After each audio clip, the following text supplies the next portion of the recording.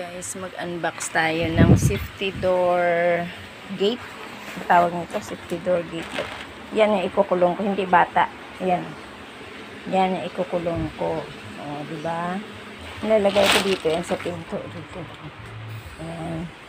Diyan, dito ko siya ilagay para hindi lumabas yung aking alaga doon sa tindahan kasi nang aaway siya pag nandun sa tindahan. Ayan. Yung maldito kung ano. Ayan. Kaya ikukulong ko siya dito sa loob. Kaya, ito na siya.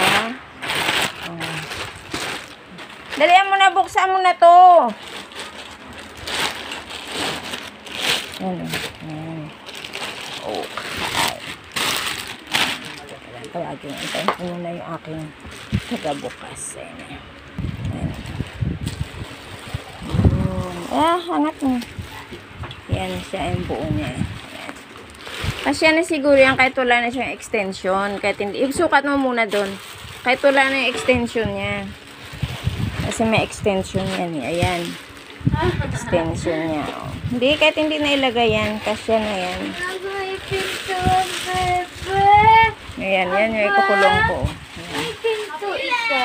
Ano? Hindi na extension na yan kasi sobrang... Ayan. Ay. Guys. Kakabit na yan. Ito yung open yan.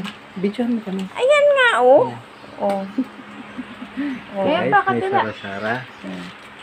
Kasi yung pwede lang sanang ganun, oh. Kaso lang, kaya niyang talunin kasi yun. Dali ah. Dali ah. May pinto ang lamlab ko. Dami kong sinampay. Hindi ko mailabas kasi umuulan. Yan.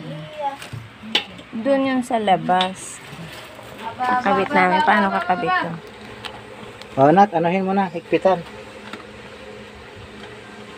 Alisin mo yung lock sa ilalim. Saan? Yan. Isa pa. O, yan. Pa ganyan, ganun yan. O, yan. Yan, o, ganyan.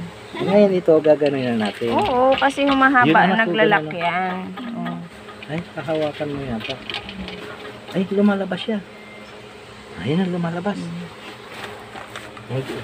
Dito ka muna sa kabila, Nat. Eh, sorry.